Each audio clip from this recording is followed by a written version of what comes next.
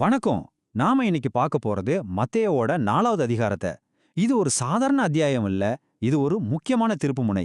இங்குதான் இயேசுவோட நோக்கம் சோதிக்கப்படுது, அவரோட முதல் சீடர்கள் அழைக்கப்படுறாங்க, உலகத்தையே மாத்தப் போற ஒரு இயக்கமும் தொடங்குது. வாங்க இந்த பயணத்தோட தொடக்கத்தை நம்ம சேர்ந்து பார்க்கலாம். இந்த அதிகாரம் தொடங்குறதே ஒரு பவர்ஃபுல்லான காட்சியோட தான். இது ஒரு பெரிய மாற்றத்தை காட்டுது. பாருங்க, இயேசு சும்மா வனாந்திரத்துக்கு போகல, அவர் ஆவியானவரால அங்க வழி நடத்தப்படுறார். இது ஒரு தயாரிப்பு கால நேரம். சரித்திரத்துல பாத்தீங்கன்னா வனாந்திரங்கிறது எப்போதுமே ஒரு சோதனைக்களம், அதே சமயம் தெய்வீக சந்திப்புகள் நடக்கிற இடமாவும் இருந்திருக்கு.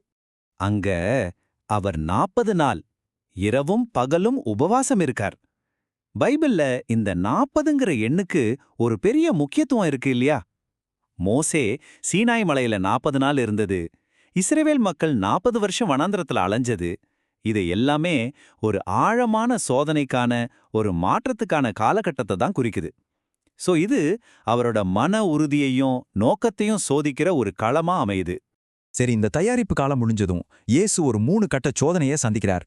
இது வெறும் பசிய பத்தின ஒரு டெஸ்ட் கிடையாது, இது ரொம்ப ஆழமானது. அவரோட அடையாளம் என்ன, அவரோட சக்தி எதுக்காக, அவரோட பணி என்ன, இது எல்லாம் வரையறுக்க போற ஒரு போராட்டமா இது மாறுது. வாங்க அந்த 3 சோதனைகளையும் ஒன்னொன்னா பார்க்கலாம். முதல் சோதனை அவரோட அடிப்படை தேவையை குறிவச்சது. இந்த கற்களை அப்பமா மாற்று. அதாவது தன்னோட தெய்வீக சக்திய சொந்த தேவைக்காக பயன்படுத்துறதுக்கான ஒரு தூண்டுதல். 2வது ஒரு பகட்டுக்கான சோதனை. தேவாலயத்தோட உச்சியிலிருந்து கீழே குதி. இது தேவனை சோதிச்சு பார்க்கறது, ஒரு பெரிய சீன் கிரியேட் பண்ணி மக்கள்கிட்ட பேர் வாங்கறதுக்கான ஒரு முயற்சி. 3வது அதிகாரத்துக்கான சோதனை. என்னை மட்டும் வணங்கு, இந்த உலகத்துல இருக்கிற எல்லா ராஜ்யத்தையும் உனக்கு தர்றேன். கடவுளோட வழியை விட்டுட்டு ஒரு சுலபமான வழியில அரசியல் அதிகாரம் மூலமா ஜெயிக்கிறதுக்கான ஒரு ஆஃபர்.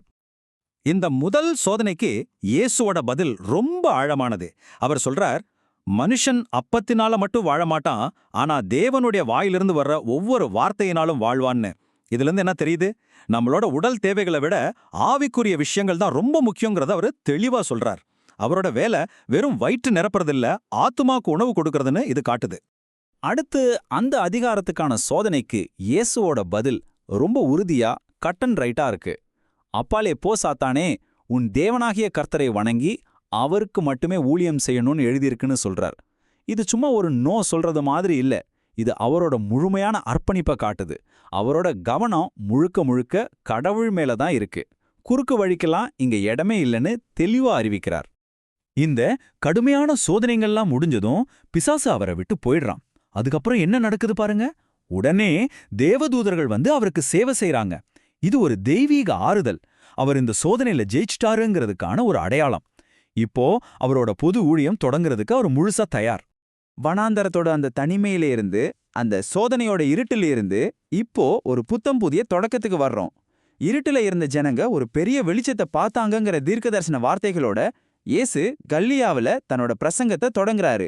இதுதான் அவரோட ஊழியத்தோட அதிகாரப்பூர்வமான ஆரம்பம்.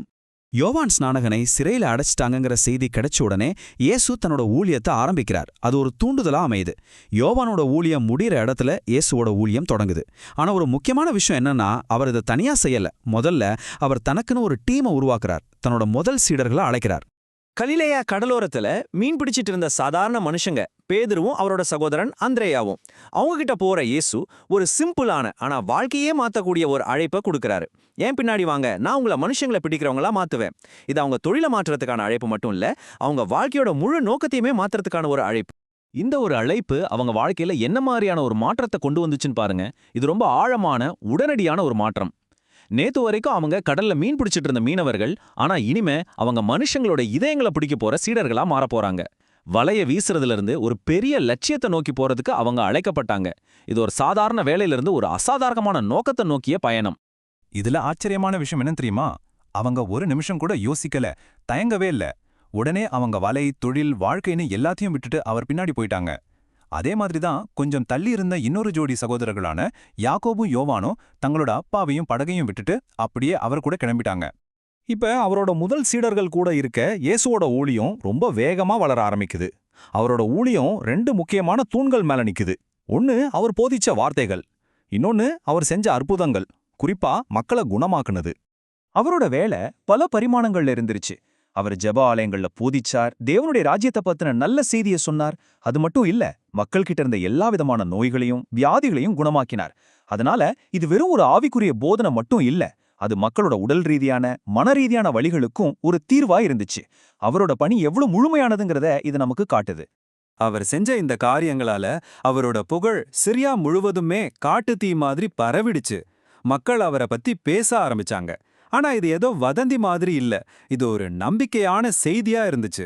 அதனாலதான் அந்த பகுதி முழுசும் இருந்து மக்கள் கூட்டம் கூட்டமா அவரை தேடி வர ஆரம்பிச்சாங்க. அவரை பார்க்க வந்த மக்கள் வெறும் கலிலேயாவிலிருந்து மட்டும் வரல, எருசலேம், யூதேயா, ஏன் யோர்தான் நதிக்கு அந்த பக்கத்திலேருந்து கூட வந்தாங்க. இதிலிருந்து என்ன தெரியுதுன்னா, அவரோட செய்தி ஒரு குறிப்பிட்ட ஏரியாவுக்கு மட்டும் இல்லாம எல்லா விதமான பின்னணியிலிருந்தும் மக்களை ஈர்த்திருக்கு. சரி, இவ்ளோ பார்த்தோம். இந்த பவர்ஃபுல்லான அதிகாரத்திலிருந்து நாம என்ன கத்துக்கலாம்? இந்த சோதனைகள், இந்த அழைப்புகள், இந்த அற்புதங்கள், இது எல்லாத்துலயும் இருக்கிற முக்கியமான செய்திகள் என்ன? இதுல சில முக்கியமான செய்திகள் இருக்கு.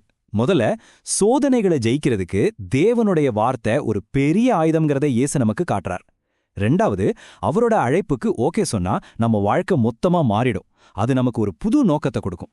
கடைசியா, அவர் வெறும் போதிக்கிறவர் மட்டும் இல்ல, அவர் குணமாக்குற தேவன்கிறதும் தெளிவா தெரியுது. சரி, இந்த அத்தியாயத்தை பத்தின விளக்கத்தை ஒரு கேள்வியோட முடிச்சுக்கலாம்.